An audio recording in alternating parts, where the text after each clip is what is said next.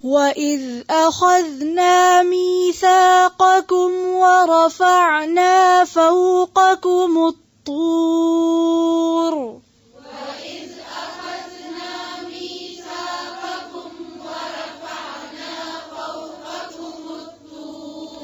خُذُوا مَا آتَيْنَاكُمْ بِقُوَّةٍ وَاسْمَعُوا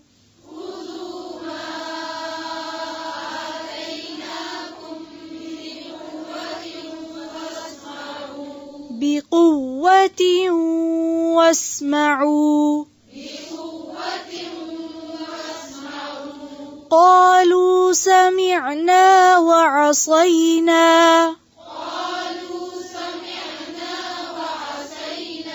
وَأُشْرِبُوا فِي قُلُوبِهِمُ الْعِجْلَ بِكُفْرِهِمْ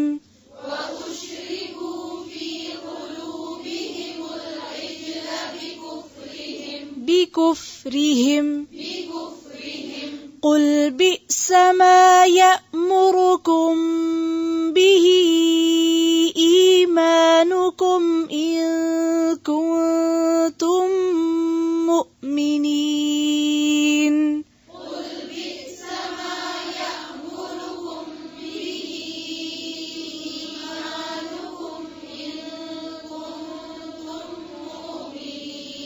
إِيمَانُكُمْ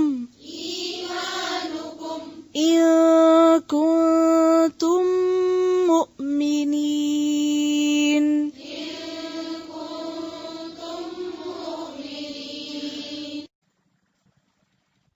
اور اذا جب قیلا کہا جاتا ہے لہم ان کو، کن کو؟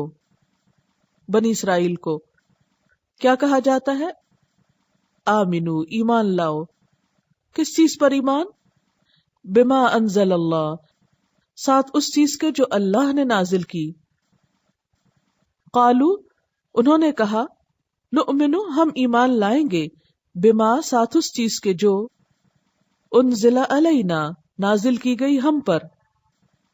وَيَكْفُرُونَ بِمَا وَرَاءَهُ، اور اس کے علاوہ جو کچھ ہے اس کا کفر کرتے ہیں. وراءہ سے کیا مراد ہے؟ کیا چیز اس کے بعد ہے؟ قرآن پاک.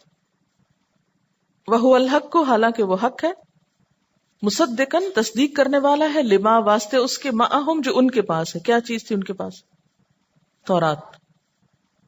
قل، کہہ دیجئے، فلما، تو کیوں، تقتلون، تم قتل کرتے رہے ہو، انبیاء اللہ، اللہ کے نبیوں کو. انبیاء اردو میں استعمال ہوتا ہے نا.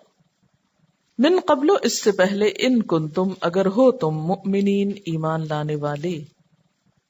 وَإِذَا قِيلَ لَهُمْ آمِنُوا بِمَا أَنزَلَ اللَّهُ، اور جب ان سے کہا جاتا ہے ایمان لے آؤ اس پہ جو اللہ نے اتارا ہے. اس سے کیا فرق پڑتا ہے اس کا نام تورات ہے یا اس کا نام قرآن ہے؟ بات تو یہ ہے کہ دونوں اللہ ہی کی باتیں ہیں. قالو، تو اس وقت بہانہ کرتے ہیں، نؤمن بما انزل علینا، ہم تو وہ مانیں گے جو ہم پہ آیا. وَيَكْفُرُونَ بِمَا وَرَاءَهُ، اور وہ کفر کر دیتے جو اس کے علاوہ ہوتا. تو گویا ان کے اندر کیا خرابی آ چکی تھی؟ یہ سمجھتے تھے کہ حق صرف ان کے اپنے گروہ یا ان کی اپنی جماعت کے اندر ہے، اس کے باہر کسی اور کے پاس کوئی سچی بات نہیں، کوئی اچھی بات نہیں. ہم تو وہ مانیں گے جو ہماری جماعت میں ہے. اللہ تعالیٰ فرماتے ہیں وَهُوَ الْحَقُّ، جس کا یہ انکار کر رہے ہیں وہ تو سچی بات ہے. کیا چیز؟ قرآن پاک. مصدقا لما معہم، تصدیق کرنے والی ہے اس چیز کی جو ان کے پاس ہے. کیا چیز؟ تورات. قل، آپ کہہ دیجئے، فلم تقتلون انبیاء اللہ، تم اللہ کے نبیوں کو کیوں قتل کرتے رہے ہو؟ من قبل، اس سے پہلے، ان کنتم مؤمنین، اگر تم واقعی مومن ہو. اب یہ ہے کہ اس دور کے یہود نے تو قتل نہیں کیا تھا، یہ تو ان کے آباء و اجداد قتل کرتے رہے. پھر یہ کیوں کہا گیا کہ تم کیوں قتل کرتے رہے ہو؟ حالانکہ قصور ان کے باپ دادا کا تھا، پچھلے لوگوں کا تھا. پھر انہیں کیوں بلیم کیا جا رہا ہے؟ کیونکہ یہ اپنے آباء و اجداد کے اس عمل کو برا نہیں کہتے تھے، بلکہ اس پر فخر کرتے تھے. ایک حدیث میں آتا ہے رسول اللہ صلی اللہ علیہ وسلم نے فرمایا جب کسی جگہ کوئی گناہ کا کام ہوتا ہے مگر حت المقدور تبلیغ اور اس سے انکار اور نفرت کی جاتی ہے تو ایسا شخص گویا وہاں موجود نہیں، اور جو شخص وہاں سے غائب ہے مگر اس برے کام کو دل سے چاہتا ہے تو ایسا شخص گویا وہاں موجود ہے۔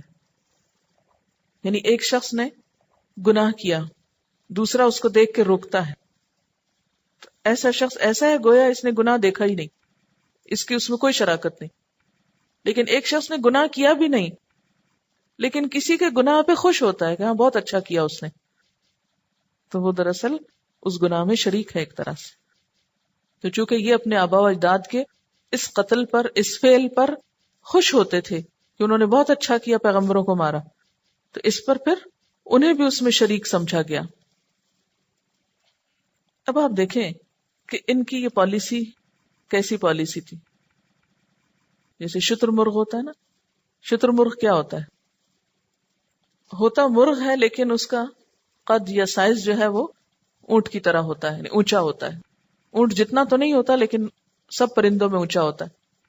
تو شتر کہتے ہیں اونٹ کو فارسی میں، اور مرغ کہتے ہیں پرندے کو۔ تو شتر مرغ جو ہے نہ تو اڑ سکتا ہے اور نہ ہی بوجھ اٹھا سکتا ہے۔ اگر اس پہ بوجھ لا دیں تو وہ کہتا ہے میں تو پرندہ ہوں، اور اگر اس کو کہا جائے اڑو تو کہتا ہے میں اونٹ ہوں۔ تو نہ وہ اڑتا ہے نہ وہ بوجھ اٹھاتا ہے، یعنی کسی چیز پہ بھی راضی نہیں، کچھ بھی کرنے کو تیار نہیں۔ تو اسی طرح کی کچھ ان کی پالیسی تھی۔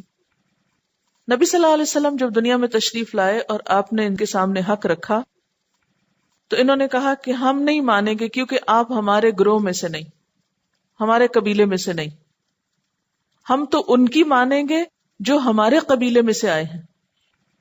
اس موقع پر اللہ تعالیٰ فرماتے ہیں کہ دیکھو تم نے اپنے انبیاء کے ساتھ کیا کیا، ان کی بات بھی نہیں مانی۔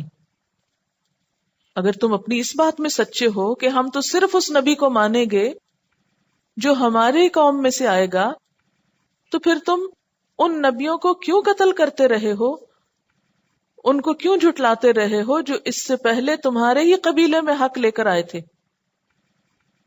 تو اصل بات یہ نہیں ہے، یہ تو صرف ایک نہ کرنے کا بہانہ تھا۔ جیسے آپ کو اگر کوئی کام کہا جائے تو آپ کہیں نہیں آج نہیں کل کریں گے، اگر کل پوچھا جائے تو کہا نہیں وہ تو وقت گزر گیا۔ تو جس نے کچھ کرنا ہوتا ہے وہ اس بات کا انتظار نہیں کرتا کہ کون کیا کہہ رہا ہے، وہ یہ دیکھتا ہے کہ بات کیا ہے اور اس میں میرا بھلا کتنا ہے۔